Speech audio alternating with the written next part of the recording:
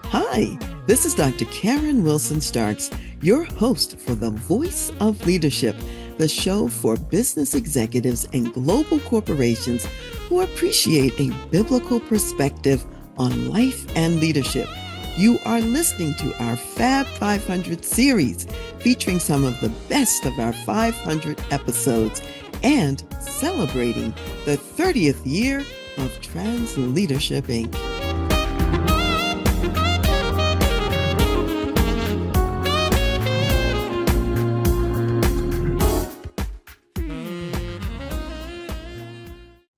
Have you ever wondered how to reinvent yourself or how to soar into joy as you fly in a new direction? Today's guest has flown many successful missions and now shares her flight plans and other strategies for how to soar into joy. This is Dr. Karen Wilson Starks, your host for The Voice of Leadership and Dr. Karen Speaks Leadership. Today's return guest, Loree Draude, was one of the first women in the Navy to fly combat jets.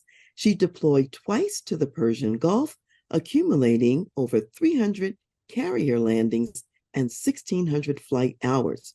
After completing her naval service, Loree led product, marketing, and operations teams at startups and tech companies, including Google and Meta. A proven leader and entrepreneur, Loree now advises and coaches executives and founders on how to improve their leadership. The author of a new book, Soar into Joy, a combat pilot's wisdom on living a fulfilling life, Loree is a talented and sought-after speaker for her entertaining and inspirational talks on how to soar professionally and personally. Loree holds an MBA from the Wharton School of Business at the University of Pennsylvania with a major in entrepreneurial management and a BA in mathematics from the University of San Diego. Lest you mistakenly think that Loree's life has been a straight line function with no challenges, Loree has been laid off, divorced, fired, quit her job, and was forced to shut down her startup due to lack of funding.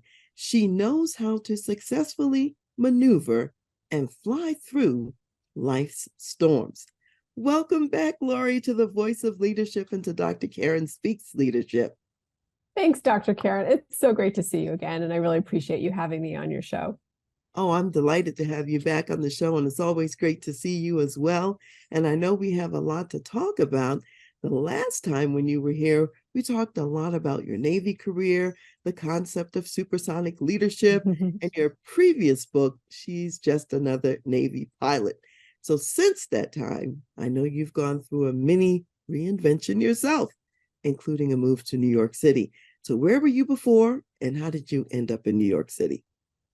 Before this, I was living in the San Francisco Bay Area for about 20 years, and I raised two children there. So once my youngest graduated from high school last year, I did not have to live in California anymore, even though I love California. And I had an opportunity to go someplace new if I wanted to. And my daughter came to school here in New York City. And so that certainly influenced the decision, but I swear I am not one of those helicopter mothers.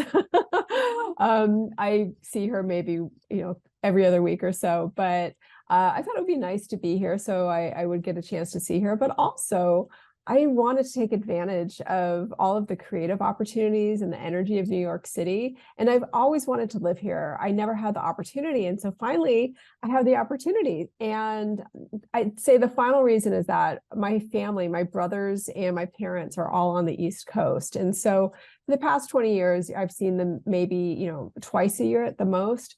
And so I wanted to be closer to my family as well. So I made the decision I basically put all of my stuff in California into a big storage unit. And I rented an apartment here in New York City for a year. And I've been enjoying living here and just taking advantage of all of the amazing opportunities that exist in New York City. That's phenomenal, Loree. I'm so glad to hear about that reinvention. And we know you're not a helicopter mom because you were flying fixed wing aircraft. So we already have that dialed in. One of the benefits of New York City is, and we know that in your case, you are an artist and you're also an author, and you wrote a one-woman show called I Feel the Need. And this debuted off Broadway in 2021. So tell us about that project. That's very New York. Thank you. It was such a fun project to put together. I've been writing for a while, and I found that the stories I wrote about my Navy experience tended to be of the most interest to people who read them, mostly because it's a really unique environment. Most people don't get to live on an aircraft carrier or fly off of an aircraft carrier.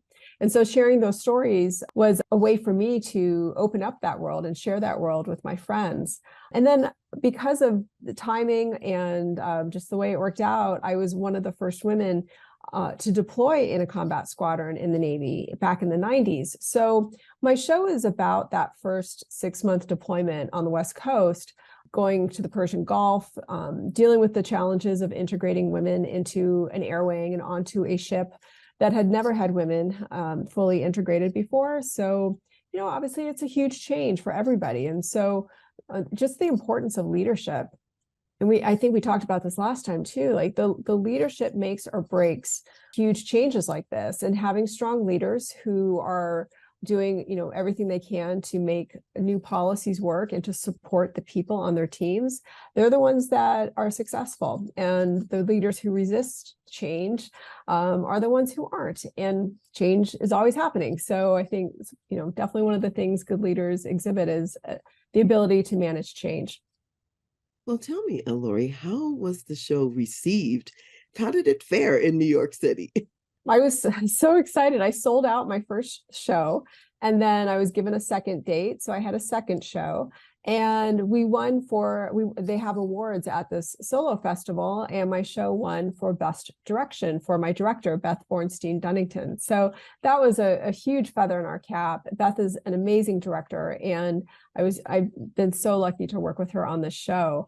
And so after performing it here in New York, I took it to the Edinburgh Fringe Festival last year and had 23 performances there.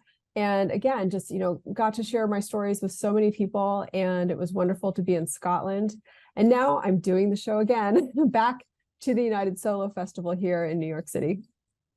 Wow, that is so amazing. So you really are soaring. You really are flying, if you will, in a whole nother arena. And congratulations, because it's not easy to win an award or to have a one-woman show to be as successful as what you just described, and all the opportunities both in the US and abroad. So that's fantastic. So happy for you. Thank you so much, Dr. Karen. It's been a delight because these stories mean a lot to me, and not only because they're about something I love doing, which is flying on an aircraft carrier, but it's also the story of women doing something new and challenging in a world that they hadn't really been accepted in yet. And so what I love about my show is that I'm sharing stories about what women's roles are and what they're capable of doing, and how women are treated and how we were treated during that integration back in the 90s. And I want to share that story just to bring to light that, women have come a long way, and yet still there's a long way to go for women in naval aviation and aviation in general. But we're making progress, and we're starting to see women in more senior roles. And I think stories like yours really need to be told as inspiration for younger women who are coming along. There are some women who may never have considered that this is a possible career, and they'll be inspired by seeing what you and others have done. So I think that's a good reason to have brought the show to life. And so I'm so glad that you did do that. That's leadership as well. Thank you. And that was one of the reasons, when I had no idea that I could fly. Growing up, it just was never something I was even aware of.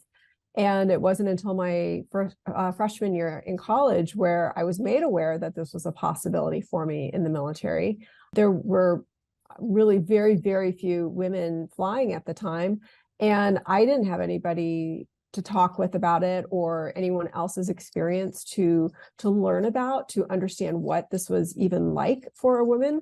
So I'm really glad to be able to share these stories, because I do feel it's such a fantastic career. Being a part of that team was absolutely one of the highlights of my life. And I would love to see more women involved in naval aviation in particular. That is fabulous that you're passing the baton forward to the next generation and showing what's even possible. So that's one of the great things that happened for you in New York City is this opportunity to do the one woman show. And what else would you say has been maybe the biggest surprise about living in New York City? What have you discovered? A delightful surprise is there's just everything here. It's almost overwhelming how many, different things there are to do, and museums to see, and galleries and activities, restaurants. I mean, just every single type of cuisine. It's amazing. And so that has been a wonderful, wonderful surprise.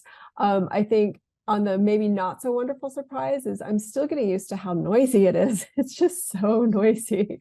But it's exciting. Like, I really appreciated that energy as I've been in this very creative state. Well, I love that, the energy for the creative state. I've always loved New York City and I always enjoy going there. And you're right, they have everything in New York City. It's a 24-hour city. It doesn't really sleep. You can find things in the middle of the night, you can find things from all over the world. And that's my kind of place. I love that. And I don't even mind the noise of the city because I can sleep through it and doesn't disturb me at all, just all part of the energy. So that's great that you're talking about both sides of it.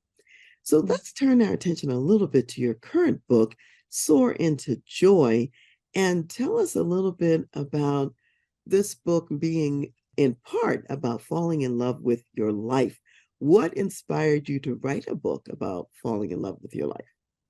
A lot of the lessons that I've learned from my experience in the Navy and working in tech, and then also a lot of the work I've done with my coaching clients. And I just started seeing a lot of common themes coming up. And it made me recognize that there were actually a couple of things that stood out in my life that have helped me really change my mindset and my perspective to one that has made my life much more fulfilling. And so I wanted to share those with more people. I mean, I love coaching because it's wonderful to support a leader one-on-one, but being able to hopefully share these concepts more broadly was my goal with the book. So I was inspired to write the book initially when one of my kids was going through a challenging time in life. And I wrote a letter just sharing all of my failures, all the things that I would consider failures or challenges. And, with the intention to demonstrate that life isn't, as you mentioned in the very beginning, it's not a straight line up and to the right. It's definitely, there are hills and valleys along the way, and challenges and celebrations. And that's what life is. And so it's important to not get mired in the setbacks, or to feel like that is an indicator that you're not able to achieve things that you want to achieve. There are speed bumps along the way that we have to get over and then speed up again. So that really inspired me to write the book. And I've been just overjoyed seeing the success. And I'm hoping that more people will take a look at it and be inspired by some of the lessons that I learned, sometimes the hard way. Well, yes. And then when we learn them the hard way, somebody else can take a little shorter path to the same destination. And I'm glad you brought up those bumps along the way in your own life, because let me ask you this. Talk about how the principles in your book are relevant to how you navigated some challenges in your own life. So give us some examples about your own experiences and what you did that's in your book that made a difference. The title is Soar into Joy, and the word SOAR, SOAR, is an acronym for the concepts of self-awareness, openness, appreciation, and responsibility. And when I was reflecting back as I wrote this book, those were the things that kept coming up when I thought about the aspects of my life that I found to really be most exemplary of what I needed to have in my life in order to live a fulfilling life. And so I'll start with self-awareness, and I'll be really brief. I don't want to give away all the book, but just self-awareness and really understanding who we are and what is unique to us in our values. Because I think it's very easy to want to please other people or to do what we think we should be doing. And most people don't take the time to really understand what is most important to them and what they want in their lives. Openness is about, as it says, being open and being willing to be wrong. And I think, we human beings love to be right. And a lot of times we'd rather be right than happy. So what I found was, being able to step back and admit that maybe I'm not right in this situation is a way to have more happiness, because I can learn something in that situation as well, rather than just thinking I'm right, I'm not going to listen. Appreciation is one where I've found that the more I can get into touch with the things that I'm grateful for in life, the happier I am, because I feel really how fortunate I am when I do reflect on the things in my life that I'm grateful for. So appreciation is taking that time and not just feeling it, but also expressing it so that other people get to feel that as well. And then finally, responsibility. So it was an interesting one to write about, because being responsible, I think, is one of, it's a challenge for a lot of people when, especially in the workplace, when called upon to potentially manage teams or to be a leader. And a lot of people don't want responsibility. They just don't want to deal with that perceived pressure. And so in life, I think responsibility is about acknowledging that we have one life on this planet, and it is up to us. It is our responsibility to live it in a way that we're going to feel fulfilled. And I talk about being fulfilled, not necessarily happy, because, we're not always going to be happy, but being able to be in touch with what matters most to us and ensure that those things are happening in our lives, that is our responsibility. So I definitely share stories that help illustrate all four of those concepts. And then conveniently, they form the acronym SOAR, which is aviation related. And I always really love the word soar, because it's reminds me of flying, but with joy. And that concept just really resonated with me, because I love flying and I love to be joyful. That's fabulous. And I actually love that acronym SOAR that you have in your book. And so, since you mentioned that there are some stories that illustrate each of those points, maybe share one or two from your life with us that's relevant to one of the pieces of the acronym. When I was in the Navy and the combat exclusion ban was lifted, so women could start flying in combat squadrons, I was flying in a support squadron. I was flying a fighter jet in a support squadron. So my mission wasn't, shooting down bad guys. It was teaching other people how to shoot down bad guys. I would pretend to be a missile. So when the ban was lifted, I thought I was going to go back and transition to a fighter squadron and fly in an F-18 on an aircraft carrier. But there were already some women going through the Hornet training squadron who had more flight time than I did. They were more experienced. And there weren't any women in the S-3 Viking community, which was the jet that I got orders to. And so, it was a big change for me, because I had to move from Lemoore, California down to San Diego. I was engaged at that point, so it meant moving away from my fiance. It felt like a step down, just because I was flying the Navy's newest fighter jet, and I was getting put into a jet that was 20 years older. So I was faced with this decision, because I could say no and turn down the orders, but that would mean that I'd have to wait another year before maybe getting orders to a fighter squadron, maybe not. And at that point, I had to really, ask myself, what matters most to me? And what matters most to me are, my values of service and teamwork. And I felt like I could be a good role model for the women that were going on this historic deployment. And because it was a big change for the Navy, I felt that I could be a good leader in this situation. So I accepted the orders and I transitioned to the S-3B Viking, was on that first deployment on the Abraham Lincoln. And I'm incredibly grateful for that, because I think looking back, the community that I transitioned into was incredibly supportive of me, whereas the fighter community had been a very challenging place for a woman to be in those early days. And it's challenging for everybody, but I think especially when you stand out, it's tough. Because I was aware of what mattered to me and who I am as a person, I felt like I was able to make a really good decision. And because of that, I mean, I don't know that I'd be doing a show right now, about that first deployment. I don't know that I'd be doing, or have written a book about that first deployment. There were many things that followed on that were wonderful things in my life, from the decision to stay and, take my ego out of this and really think about what's going to be of most service to my country and to the people, in the Navy that I work with. And so that's why I made that decision. And I think if I hadn't been self-aware and in touch with what matters to me, I think I may have made a different decision, but we'll never know.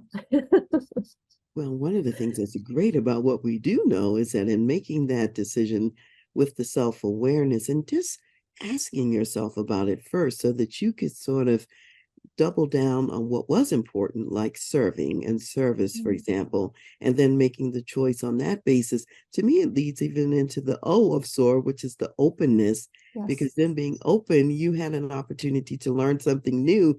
So, say a little bit more about what you learned as a result of being open to the experience. Oh, sure. I mean, being open to that experience enabled me to be part of that deployment and to make, lifelong friends that when you go through an experience like that, you can't help, especially when you're in your 20s and, those formative years, they're just so meaningful and impactful. So I'm incredibly grateful for those friendships. I just saw a couple of the people from that squadron earlier this year. And so, I mean, we all still stay in touch. It meant a lot, I think, to all of us. So being open, brought this incredible opportunity to me and allowed me to participate in it and reap the benefits of it. And, do something that maybe I would not have thought to do if I hadn't been open to something that wasn't exactly what I had planned on doing. And I think that's the other, important thing about openness is that we like to think that we can control everything in our lives. And I'm sure that everyone's got examples that they can look back on where that's just not true. We can certainly prepare for things and influence things, but so many times life turns out differently than how we wanted it to or how we planned it to. And if you can have a perspective of openness, then I've found that it makes it easier to, to find that silver lining or to have faith that there's a reason, for why things happen the way they did. You might not know it now, but sometime in the future you will. So by being open, that for me, it's helped to lift, anxiety around what's happened or what might happen, and instead just, have faith that it's going to work out. Absolutely. And look, today, now you're even talking about what you're grateful for in Yes. terms of that experience. So that's the appreciation part, and all of these wonderful friends in your network who you Yeah. continue to be affiliated with. That's such a wonderful blessing. So, Loree, let me also ask you this. Your book is also about challenging assumptions and considering other possibilities. And so, how have you used those concepts, let's say, to advise some of your clients? Maybe give us an example or two about how these concepts have also worked for other people. Many times I work with clients because they're feeling stuck in some place.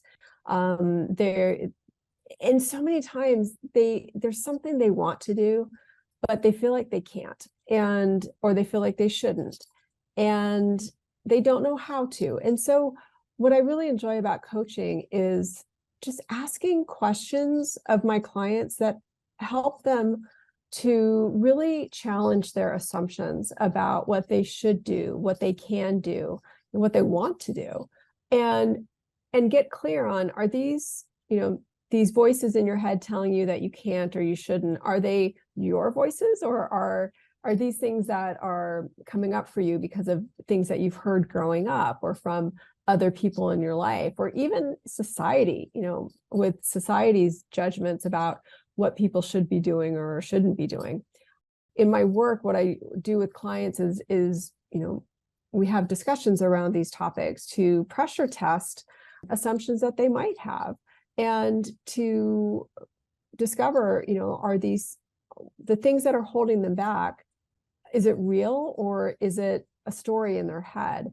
And so often it is a story in their head that's around some kind of fear. And I talk about fear a lot in the book, because I do feel like that's probably the biggest thing that holds us back from living the life that we want to live. So that's great. Yeah, fear is one of the things that stands in the way. It's one of the reasons people might not choose joy for their lives. And so you're helping your clients to really think through other options and maybe to challenge and test the assumptions that they already have in mind. So without revealing any confidences, maybe just give us an example of one client who went through something and they maybe came out on the other side thinking about it differently. I had a client a startup founder, and they really wanted to have a family, but did not have a partner. And they originally hired me to help them with some product development with their startup that they weren't really sure.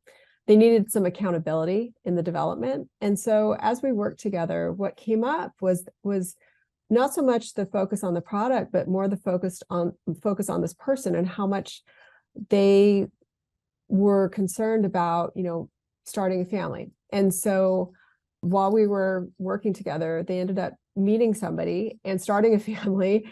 And what I found interesting was that, that was really not the intention when I was hired by them to do this work. It was more, I find this happens a lot with my clients. Because leaders, executives are human beings, and we all have stuff going on in our lives, and it's tough, I think, especially for executives and leaders, because everyone looks to you and expects you to have all the answers. And a lot of times that's a very lonely position to be in, because you don't really have anybody to speak with who is devoid of any kind of influence or connection or baggage or all those things that coworkers, partners, family members have when you're having a conversation with them. So with this particular client, I just was delighted to see how happy they were to bring something into their lives that had been in the back of their mind and in the back of their heart, but they hadn't really acknowledged, because they were so focused on work, and work, in their startup was really taking it was a distraction, I think, an easy distraction from what they really wanted, which was a family. It was fulfilling for me to be able to support them as they went down that path. What I love about that story, Loree, is that it shows you are paying attention to the whole person, not just the person at work, really getting an understanding of what they really want and what they really value holistically, all across the board. You could have, let's say, addressed the product issue and the person still would have left unfulfilled. So that's really beautiful that you're looking at the person from a comprehensive perspective in that way. Thank you. The coaching program that I went through is the Coactive Training Institute. And one of the tenets is that we regard our clients as naturally creative, resourceful, and whole. And I love that perspective, because I don't think it's helpful to view anybody as broken. I don't think people are broken. I think people just, have experiences that are really challenging that they're struggling with, and sometimes they need a little support to get through it, but we're all naturally creative, resourceful, and whole. Absolutely. And you mentioned too, one of the things that is important in the book is to do things that we love to do. And we know that in the workplace, many people feel like, I'm just stuck in this job. I'm oppressed. I'm not doing what I really want to do. Why is it so important to do the things that we love? And how can people get to it when it looks like there's not a pathway? I think we just always assume that we're not going to be able to do the things that we love and find success. And so being able to, again, get back to that self-awareness of what's most important to you and what do you want more of in your life, enables us to identify how do we want to live this life and what do we want in our life. One of the exercises I recommend is one that was given to me by my yoga instructor, which was to write my obituary. And I think when you sit down and really reflect on our mortality, that brings more focus into how we're spending every day and what direction we're living our lives in, because we don't get a do-over. It's not like we get to the end of the road and it's like, oh, now that I've worked in this job that I didn't love for 20 years. Now I finally get to go do something I love. Well, we don't know if we're going to have 20 years. So it's so important to go after the things that we love doing and have the faith that it is going to work out. Again, it's not always going to work out exactly how we want, but if we're doing the things that we want to do, then I feel like we're living a life that is fulfilling. I think we get very caught up in the objectives versus the process. And so the doing, like, what is it that I want to accomplish versus how do I want to be in the world as I'm doing these things? And maybe it gets to this accomplishment, maybe it doesn't, but how can I make sure I'm doing things that I enjoy in life? I think another piece of that, Loree, from what I'm hearing and what you say, is another aspect we talked about earlier, which is energy. Because Mm-hmm. if you're doing what you really love, what you really want to do, you'll be energized and fueled for that, and the opportunities will come because you're on that energy path, as opposed to in a resistant state about things that maybe you really don't want to do.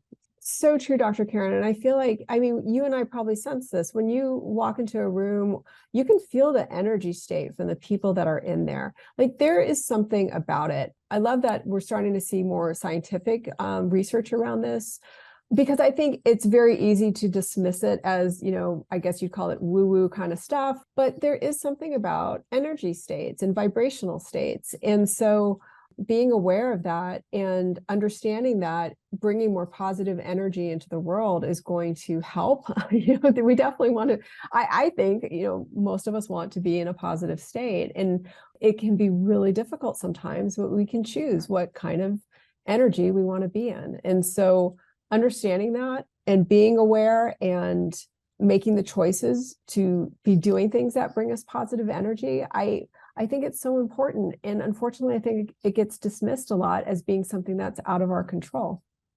Yeah, when really we could make some different choices. So, Loree, one of the things you said some minutes ago was that your child was really an inspiration for writing this book, and you wrote a letter to your child. So, what I wanted to ask you is, how are your children perceiving this work, and how have you launched them as a result? My kids are really proud of me, which, makes me feel amazing. So, and I'm really proud of them too. And oh my gosh, both of my kids have had some really tough challenges, growing up in this world as a teenager with social media. I just can't even imagine. And so it has been tough for both of them. And I'm hoping that, the book will serve as a one-stop shop for all of mom's advice about life. But I also hope that when they read it, they remember the things that I did tell them as they were growing up around being appreciative for the things in their life and being open and, everything in the SOAR acronym, but also that it's not always going to be easy, and that's okay. They're strong, they'll get through it. And to also appreciate when things are going really well in life, and to make sure that we stop and note it, because we know that won't last forever. So I hope that they both have found inspiration from it. I know one of my children has written a review on Amazon, so I appreciate that. But yeah, no, it's been nice to be able to share that with them. Actually, that's quite a compliment right there, because children, they see the inside story and sometimes they may not be as complimentary. However, to get an Amazon review from your child is very, very special. And I love the fact that you wrote it in such a way that they can take this book with them and say, this is like my compendium of everything that mom has ever shared with us that's valuable and that we can use for our career and personal lives as we move forward. I think that's wonderful. So that's part of your, what I would call, living leadership legacy for your children as well. So thank you for sharing what's happened with them along the way. So now, Loree, I know that you're a public speaker and you speak about many topics. So what are some of your favorite topics to talk about? I love talking about fear. And most people, and I think they expect that, given what I used to do in the Navy. How did I deal with fear?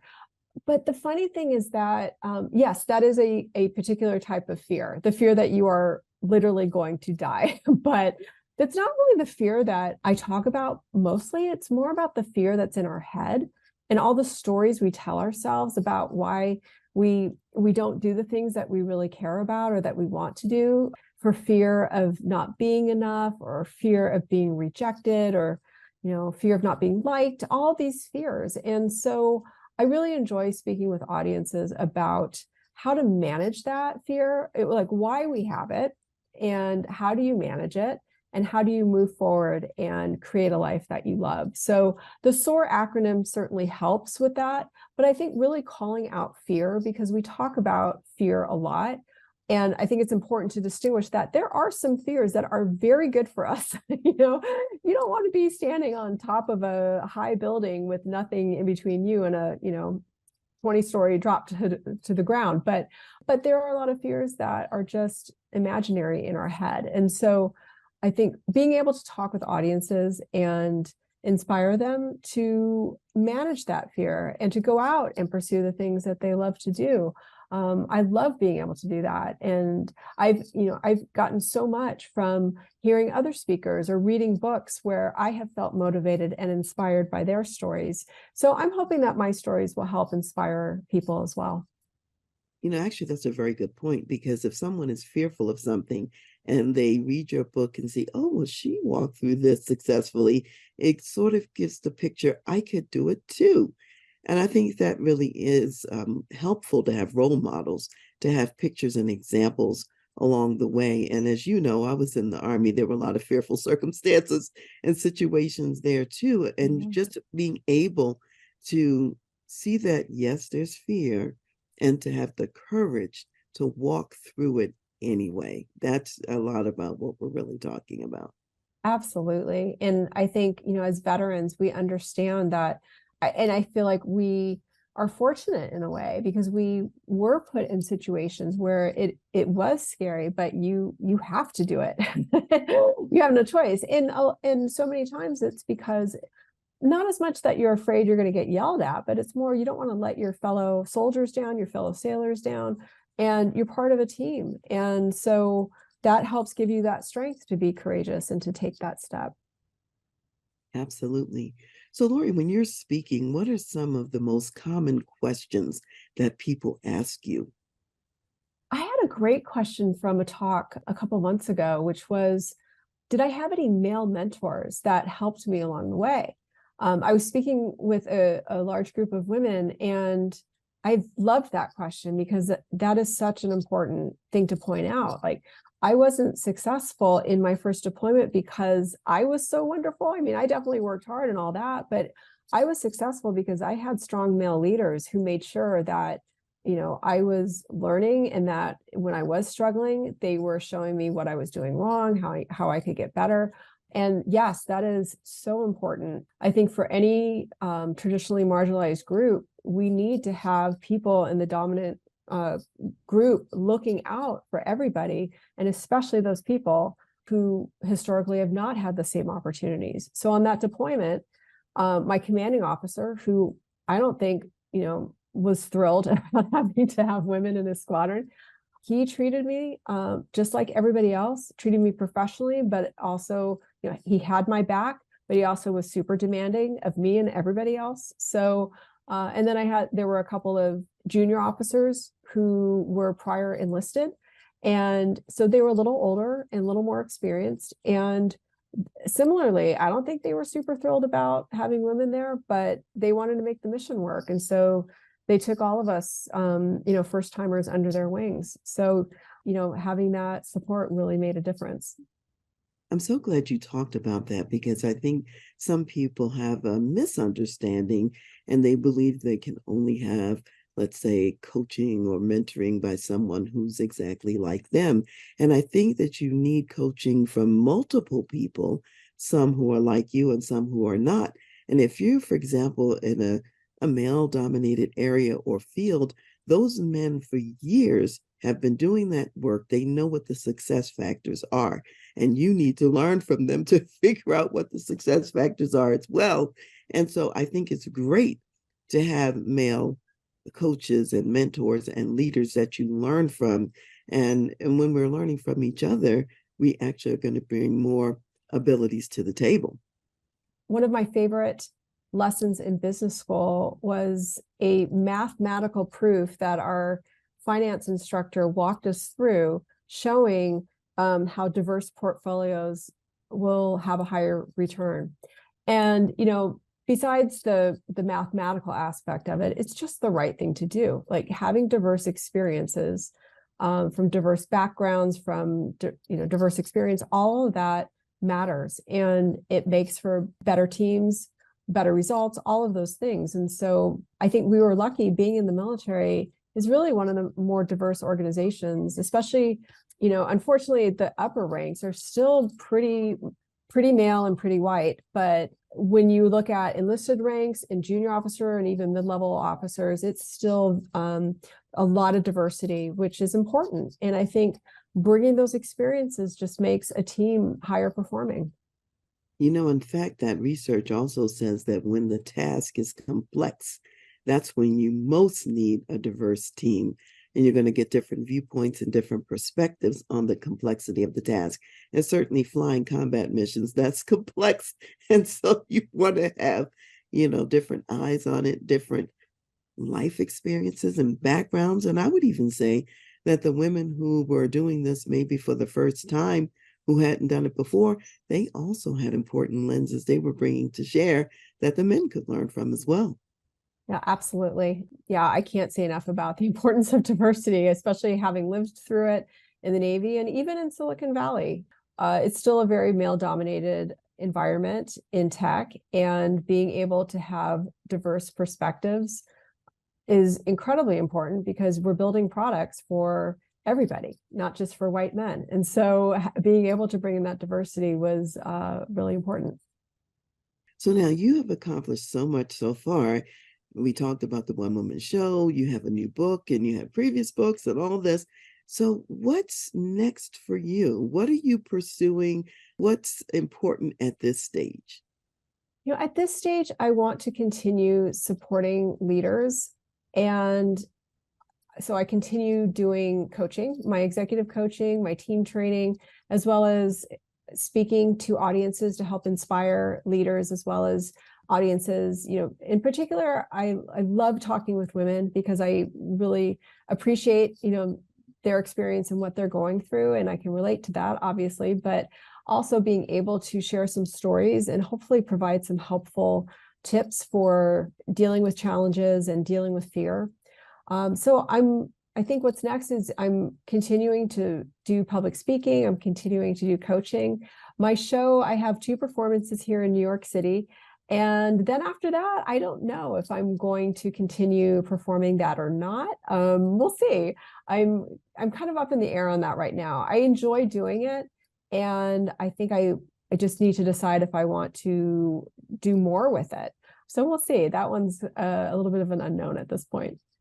Well, at least you have options going forward. Absolutely. I'm so Yeah. fortunate. I mean, it's been related as well. Like doing the show helps my public speaking. I've been taking classes here in New York. I've been taking improv classes, which helps with my show, which helps with public speaking. And so it's been, really fun just to be in this more creative state or stage of my life. And I'm hoping to continue that. I think you also mentioned something about the Distinguished Career Institute. What is that, and how was that maybe figuring into your next steps?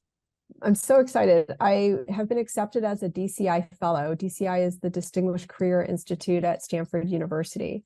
And this is a cohort-based fellowship that brings about 20 to 30 people together, leaders, people who have had careers, who are wondering what to do on the back half of their life.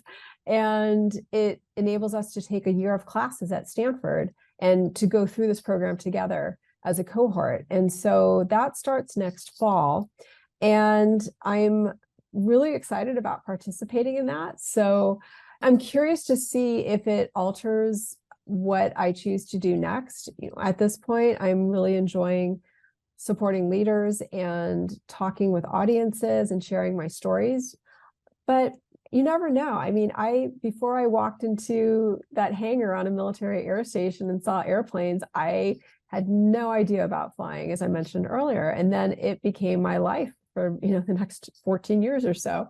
So who knows what will happen there? I'm always open to possibilities. So we'll see. And who knows, we might see the one woman show on the West Coast too. Oh, that'd be so fun. Exactly. So it could be a spread of a movement. That's one of the possibilities. Absolutely. So, Loree, how can people reach you? How can they get the book? And suppose someone wants to contact you for a public speaking keynote experience or something of that sort. Yeah, thanks, Dr. Karen. My website is loreedraude.com, LOREEDRAUDE.com. And there's more information about my coaching, speaking, and there's a link to the show there as well. I'm on Instagram and Facebook. The profile's Loree Draude, my name all in one, no spaces. And I'm also on LinkedIn. So probably the best place is my website, loreedraude.com, and there's a way to contact me through there. Excellent. We'll make sure that the website is also in the show notes to facilitate people remembering the unique spelling of both your first and your last name in that case. So that's phenomenal that people can reach you that way. So you've shared a lot of wisdom with us so far today. And what additional words of wisdom do you want to leave for my community of corporate business executives? I would say, know what you want in life and don't wait to get it. Tomorrow is not guaranteed. And as much as we hope there will be a tomorrow and the tomorrow after that and months and years, we just really don't know. So I would really encourage everybody to start living the life that you want now and don't wait. That's a really important one. It's kind of like a carpe diem, seize the day sort of a moment. And it's true. We don't know how long we'll be here or how short we might be here. So all the more reason to really think about these things and to begin now, to live in the present. That's what I'm hearing you say with that as well. Yes, thank you. That's a nice summarized way of saying it. Well, good. We're working together here. Yes. Thank you so much, Loree. You're always wonderful guest to share just wonderful wisdom with the community, and I really appreciate it. And I know that corporate executives also want to soar in whatever they're doing. And so thank you for sharing with this community as well. It's my pleasure, Dr. Karen. It's always wonderful to speak with you. You too. So today we're going to close out with a Bible verse that comes from Isaiah, the 40th chapter, and it's verse 31. And it says, "But those who wait on the Lord shall renew their strength. They shall mount up with wings like eagles. They shall run and not be weary. They shall walk and not faint." So what I'd like to say to everyone today is that if we really want to get that tailwind when we're flying through life, put God at the front and at the helm, because he's the one that gives us the power to really soar like eagles and to do all that is even beyond our own individual ability without his supernatural empowerment. So we don't know how fast we'll be able to walk, how fast we'll be able to run, fly, or soar until we test God in essence at his word that he's there to make the difference. So whatever you're doing, wherever you're going, make sure that God is in and at the center. Thank you, and we'll see you next time. Hello, it's Dr. Karen here, and I'm here to celebrate the work of the Bible League, which is a global ministry that provides Bibles, ministry study materials, and through activities like Project Philip, also teaches and trains local people in how to share the Word of God. So today, the president and CEO of the Bible League, Yost Snoop, is with me to share a little bit more about what the Bible League is doing. Yeah, the beauty of the local church is that it is the body of Christ, and it is the Holy Spirit that is calling the local church to be engaged in the Great Commission. As Bible League, we just come alongside those local pastors. Last year, I met a pastor, his name is Rolando, in the Amazon, and he has this great vision to reach 200 communities with the Word of God. And we're able to come alongside them and help them with Bibles and resources. Thank you so much, Yost. We are all partners together. You, the Bible League, are the hands and feet to the local people on the ground, and there are partners and donors out there who can be hands and feet to you as you also share with others. So those of you who are listening, if you want to be part of this ministry, and I invite you to be a part of it, I'm a part of it, go to BibleLeague.org, see more about the ministry, and see how you can participate and donate. Hi, this is Dr. Karen Wilson Starks, and today I'm with Pastor Ben Anderson, the Executive Director of the Solid Rock Community Development Corporation. They're doing great work in Southeast Colorado Springs, and today he's going to talk about what they're doing to ensure generational wealth in the community. Thank you, Dr. Karen. We have purchased commercial property, and the objective is to create generational wealth in families. This property is a tool where residents can invest in the property and then they receive the dividends from it. The dividends are the lease payments that businesses operate in that commercial property. Those dividends can then be passed along to their family, their children, and this is how we create wealth in our communities through property ownership, through commercial ownership, through land ownership. And so we have impacting families in Southeast Colorado Springs. Thank you so much, Pastor Ben, for what you and your organization are doing to ensure that families thrive for the long haul in multiple generations. And it's also a passive income stream. Isn't that phenomenal? So you out there listening today, if you'd like to contribute to this great effort, please go to solidrockcdc.com. That's solidrockcdc.com.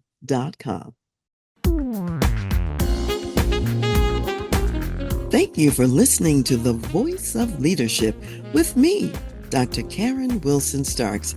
I am also your concierge executive leadership advisor for when you need to make tough business decisions, lead change, create a positive and profitable company culture, develop an enterprise-focused executive team, or prepare for leadership transition and succession. Contact me at Dr. Karen, at transleadership.com. Also go to my website, www.transleadership.com, for more leadership resources. I want to give special thanks to Ron McMillan, gospel jazz saxophonist, national Billboard recording artist, also known as Mr. Sirius XM, for allowing us to use his gifted music on our show, and to Chad Barr of the Chad Barr Group for serving as our show producer. Thank you for joining me today, and I'll see you next time.